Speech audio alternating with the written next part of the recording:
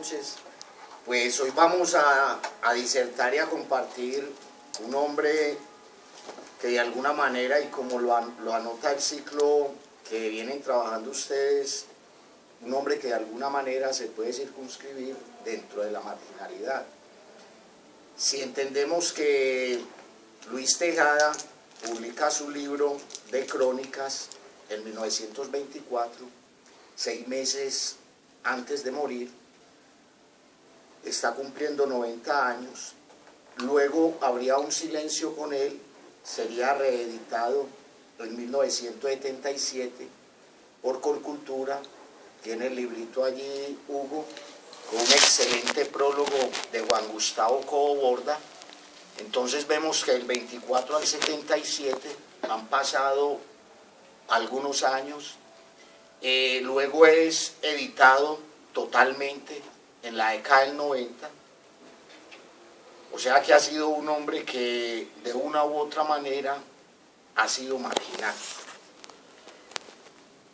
Luis Tejada Cano, quisiera empezar la disertación con un epígrafe de un librito que publicamos este año, que se llama Ruidosos y Vacíos, un libro que publiqué junto a otro libro, Desnudo entre la multitud. Quise ponerle este epígrafe de Luis Tejada coincidencialmente a este libro por una razón. Tejada no es solamente uno de los pilares fundamentales del inicio de la modernidad de la literatura en Colombia. Yo creo que Luis Tejada va más allá, otea más allá, escudriña de una manera inclusive más lejana, más adentro del bosque y de la selva. Voy a leer un epígrafe donde vamos a corroborar esto. Dice Tejada: nos convertimos al fin en algo rectilíneo, sin profundidades y sin alturas, tan estúpido como una llanura de cartón. La modernidad, Dostoyevski y Baudelaire lo preconizaron. Hay un teórico judío norteamericano neoyorquino, Marshall Berman, tiene un texto, Todos los sólidos se desvanece, donde hace un análisis de la modernidad. La modernidad fue y es ese gran proyecto donde todas, digámoslo así, las fuerzas del hombre confluyen en la búsqueda de un equilibrio tanto social e individual desde la ciencia y la tecnología. Hasta ahí está muy bien la modernidad, pero se queda al garete esa modernidad porque se circunscribe a la exterioridad y va dejando por fuera esa búsqueda interior del hombre. Hoy vemos que la modernidad, con su hija bastarda, la globalización, ha traído un hombre mecanizado, masificado, un hombre que ha dejado de ser sujeto y un hombre que se convierte lentamente en un objeto, en una máquina, un hombre trivial, un hombre superficial, un hombre ruidoso y vacío. Esa es, en buena medida, lo que viene dejando la modernidad. Ese epígrafe lo dice claramente. Tejada va más allá. Tejada muere en el 24, en el 36, Santos Discépolo compone el famoso tango Cambalache, que es también una anticipación a esta vida mecánica, a esta era del vacío, a esta era de la sociedad del espectáculo. Entonces, para mí, y entrando a manera de preámbulo la charla, Tejada va más allá de la modernidad. Alcanza a ver también la desintegración del humanismo, la desaparición del humanismo, la desaparición de un ser espiritual, de un ser que busca conocerse a sí mismo, como planteaba Sócrates. Luis Tejada Cano, pues de la biografía de Cano, ¿qué podríamos decir? Ya Hugo esbozó algunas puntaditas. Nace en 1898, muere en 1924, O sea que hoy, este año, se están cumpliendo 90 años de la muerte de Tejada Cano.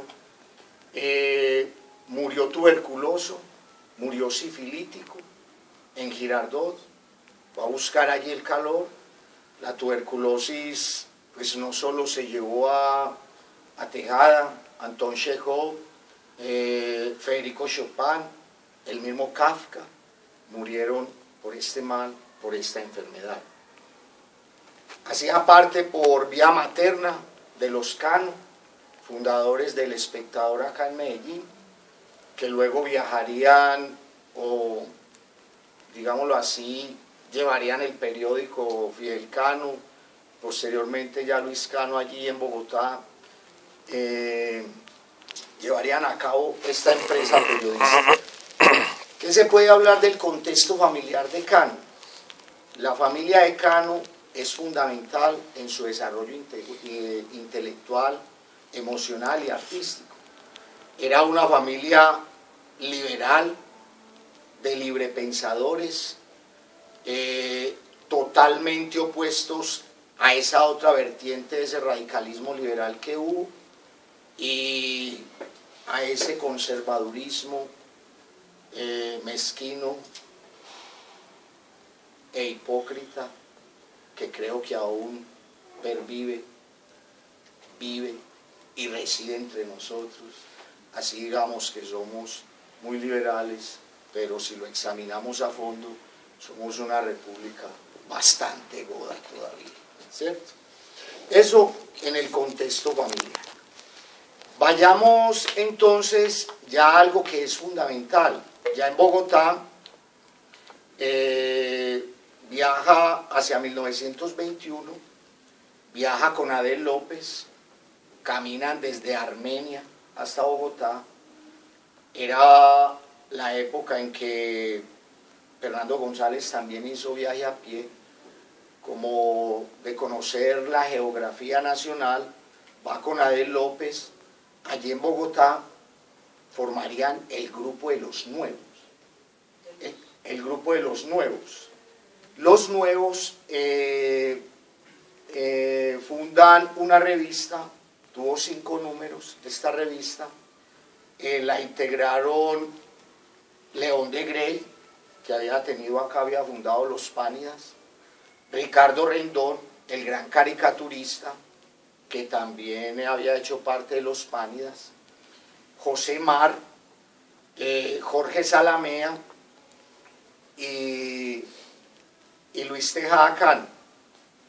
Los nuevos son fundamental para abrir las puertas de este país hacia otras latitudes del pensamiento, de una concepción más abierta, abrir las puertas de un país que se hallaba debajo de la sotana del cura, dirigida en cada pueblo por el alcalde y el terrateniente, un hombre que ahorita vamos no a leer sus crónicas, sino la temática de algunas crónicas que nos van a permitir conocer el vuelo poético y filosófico de Luis Tejada Cano. Tejada Cano indudablemente es un poeta y un filósofo en la crónica. Es un hombre de un humor excelso. Es un hombre que no busca fotografiar, sino registrar, percibir a través del registro, más que de la fotografía. Entonces los nuevos con esta revista empiezan a dar toque de campana, empiezan a abrir la posibilidad de entrar en contacto con la exterioridad, salir de estas montañas, de este parroquianismo. Los nuevos, podríamos decir que de una u otra manera, pero guardando cierta distancia, entrarían también a enfocar lo que sería el nadaísmo. El nadaísmo, como todos lo sabemos, fue ese movimiento literario del año 58, Suadalí, fue Gonzalo Arango, tuvo poetas Jaime Jaramillo Escobar, Amílcar Osorio, Eduardo Escobar, Otamario Arbeláez, los más representativos, y la revista Mito fue fundamental también como movimiento literario, movimiento intelectual.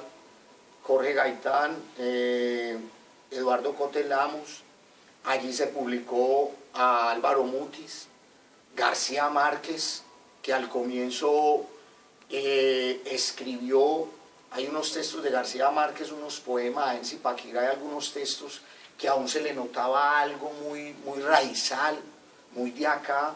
Ya luego García Márquez empezó a leer a Faulkner, a Kafka, a Virginia Woolf y a los grandes. Pero volvamos a Luis Tejada Cano y los nuevos. Yo creo que los nuevos tuvieron un aporte intelectual, inclusive me atrevería yo a decir, los nadaístas fueron más escandalosos. Entonces el escándalo gusta mucho, el escándalo vende. Indudablemente Gonzalo Arango pues es un buen cronista, un buen periodista. Yo hablaba y he hablado varias veces esto con Jaime Jaramillo Escobar. Tendrá algunos poemitas sueltos, pero no grandes poemas. Hicieron un bien más en lo sociológico, se requería este movimiento fundamental, pero hoy su obra deja algunas dudas. Sin excepción creemos que la gran obra del dadaísmo es un libro fundamental del siglo XX, como son los poemas de la ofensa. Pero en los nuevos, los poemas de la ofensa son publicados en el año 67-68, pero en 1924 y 25 hay 3 libros fundamentales en la historia de este país. 1924, las 47 crónicas de Luis Tejada, en su libro de crónicas. 1925, un libro fundamental de los nuevos, Tergiversaciones de León de Grey. 1926, hay un libro fundamental, Suenan timbres de Luis Vidales. Inclusive hay una crónica donde Luis Tejada presenta a Luis,